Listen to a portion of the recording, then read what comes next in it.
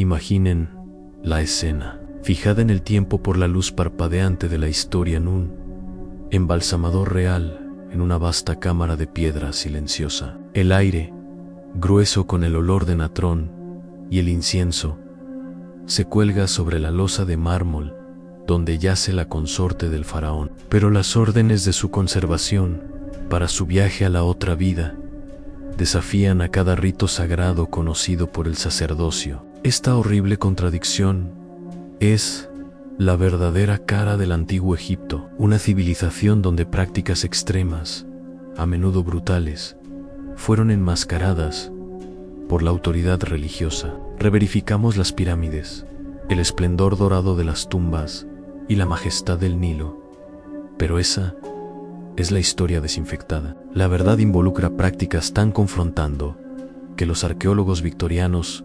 literalmente censuraron la evidencia, encerrando artefactos explícitos y quemando papiro que documentaron el abuso ritual y el control social sistemático. Estamos a punto de derribar el velo mantenido por 2 milenios de secreto y vergüenza moderna. Control cósmico, el rendimiento del faraón y el borde de Mot en la visión del mundo egipcia, que abarca más de 3 milenios.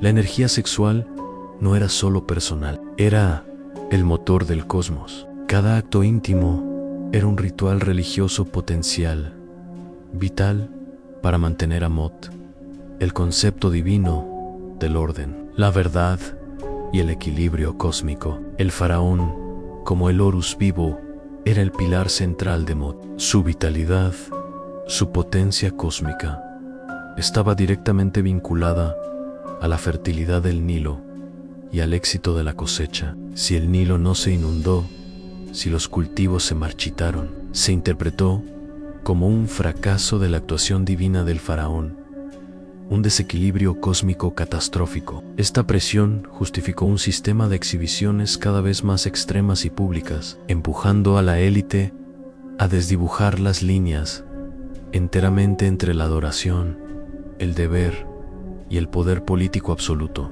Las apuestas no eran más que evitar un colapso social en Sfet, Zeus. Este marco ideológico extremo justificó cada acto posterior de control y abuso ritualistes. El encubrimiento histórico comenzó a desenredarse en los años. Pentan, usando técnicas de radiografía y análisis médico recientemente disponibles. Los investigadores que examinaron una joven momia real hicieron un descubrimiento impactante. No fue un daño simple, pero una modificación quirúrgicamente precisa se realizó post-mortem. No fue un acto punitivo, fue una alteración ritual, un paso oculto en el proceso de crear el cuerpo eterno. Los análisis posteriores de otros restos nobles reales y de alto rango revelaron un patrón consistente, evidencia de alteración intencional o eliminación de partes específicas, a veces con el uso de materiales extranjeros para mejora. Esto apunta a un ritual secreto y especializado que se lleva a cabo solo para los más altos escalones de la sociedad. La doctrina de la perfección en el culto Kenam y la función eterna. La momificación era mucho más que la conservación. Era la creación de una entidad divina, un buque adecuado para el Ka-Iba, para lograr la vida eterna ósea. Las modificaciones descubiertas probablemente se basaron en el extremo de la escatología egipcia, las creencias sobre la muerte y la vida posterior. Estos actos pueden haber sido vinculados a cultos especializados, especialmente a aquellos dedicados al dios alfarero Canam, que modelaron cuerpos humanos. La alteración del cuerpo fue vista como el acto final, necesario de artesanía divina, asegurando que el cuerpo fuera una entidad absoluta e impecable en el mundo siguiente, capaz de servir a los dioses y mantener el poder eterno sin limitaciones terrenales. Fue un intento de trascender la fragilidad humana y asegurar la potencia eterna a través de la cirugía ritual. Las cámaras secretas de los muertos arquitectura de concealment, añadiendo al misterio. Ciertas tumbas y subestructuras del templo revelan cámaras especializadas que parecen haber sido diseñadas específicamente para estos rituales privados y extremos. Estas habitaciones suelen contar con drenaje o ventilación atípicos, lo que sugiere procedimientos prolongados y no estándar. Las pistas arquitectónicas apuntan a zonas accesibles solo por los sacerdotes, embalsamadores de mayor rango, separando físicamente el proceso de momificación estándar del ritual de perfección máxima. Esta evidencia arquitectónica confirma que estas prácticas no fueron actos aleatorios, sino un componente integrado y profundamente oculto de ritos funerarios de élite. Cuando los arqueólogos del siglo XIX encontraron esta evidencia, impusieron un apagón moral. Estudiantes eminentes, incluyendo algunos de los nombres más respetados en el campo, eliminaron sistemáticamente artefactos, editaron descripciones explícitas de los informes oficiales e incluso confesaron destruir papiri y estatuario que consideraban demasiado obscenos. No era simple negligencia, era un intento de proteger la percibida nobleza de una alta civilización de sus propias verdades brutales. Esta censura académica creó un vacío histórico que dio lugar a una imagen deshonesta de Egipto que persiste en muchos museos y libros de texto hasta hoy. El estricto orden social egipcio utilizó el control sexual como herramienta primaria de dominación, mientras que los faraones y los sacerdotes utilizaban la intimidad ritual para demostrar poder. En el extremo opuesto de la jerarquía, eran esclavos domésticos y, lo más inquietante, niños. La práctica de dedicar a los niños pequeños, a veces de 6 a 7 años, al servicio de templos por familias de élite, fue un acto religioso aceptado. Esta dedicación era una doctrina de la propiedad religiosa que legal y moralmente despojaba al hijo de la propiedad sobre su propio cuerpo. Fueron sistemáticamente entrenados, a menudo brutalmente, en técnicas sexuales complejas.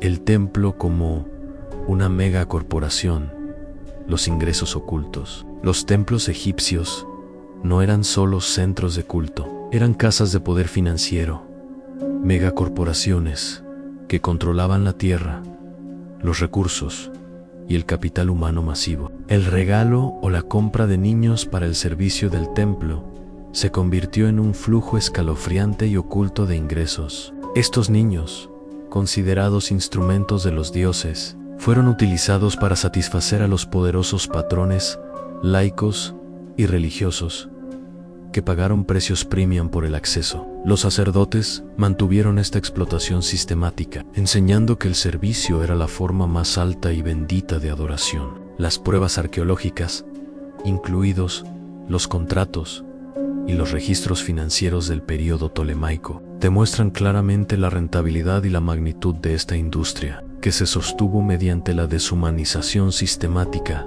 de los vulnerables bajo el pretexto de la piedad en contradicción en la ley. Derechos de propiedad frente a autonomía corporal. El horror se magnifica cuando se contrasta con el código legal de Egipto. La ley egipcia fue sorprendentemente avanzada de muchas maneras, ofreciendo tanto a hombres como a mujeres, incluidas las mujeres de menor condición, el derecho a la propiedad, a celebrar contratos y a demandar. Sin embargo, esta modernidad jurídica no se extendió a la autonomía corporal para los esclavos y los niños dedicados. La capacidad jurídica para controlar la riqueza de uno se hallaba en un contraste profundo y devastador con el sistema religioso y económico que trataba a los cuerpos de ciertos grupos como activos negociables, transferables, destacando el profundo e hipócrita cisma moral